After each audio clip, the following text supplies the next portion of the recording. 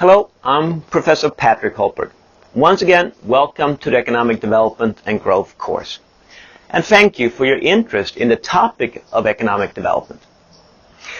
The Economic Development and Growth course is an elective course that explores one of the most important questions in economics, which is, why are some countries able to provide high levels of living to its citizens while other countries struggle to do so?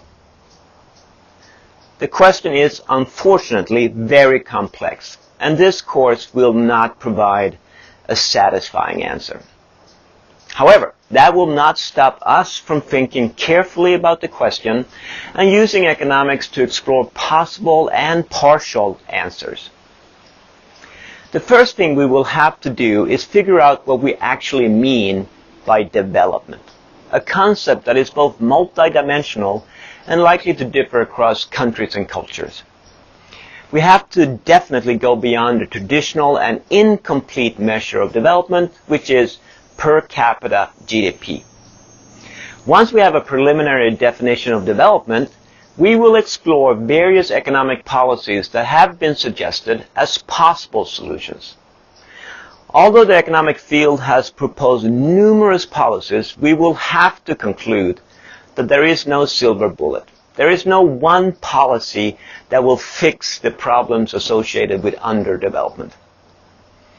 One important reason is that economics have often failed to take into account the institutional framework of a particular country. That is, we often recommend policies without fully understanding the economic, legal, and political institutions that create the environment in which policies are implemented.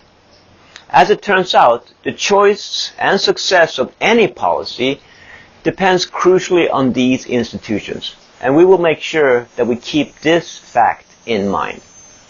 Now, once we understand the importance of institutions, we must ask ourselves, where do institutions come from? That is, why do the institutional framework differ so markedly between countries? Well, our approximate answer will be that a country's institutions depend on its historical experience.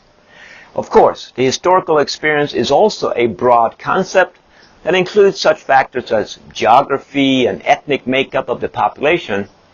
However, it turns out that one important factor for economic development and development in general is whether or not the country was a colony in the past. That is, colonialism is an important determinant of a country's institutional framework and hence an important determinant of whether a particular economic policy will be successful or not.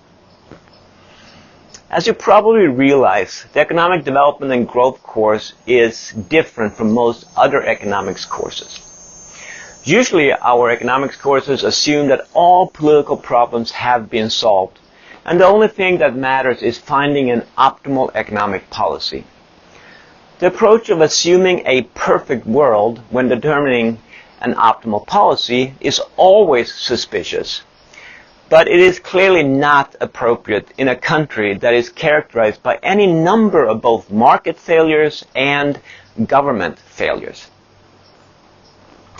And now you kind of understand why the answer to the question, why are some countries rich while others are poor, is incredibly complex. But these are the issues that we will explore together, and I look forward to the opportunity of doing so with you. See you soon.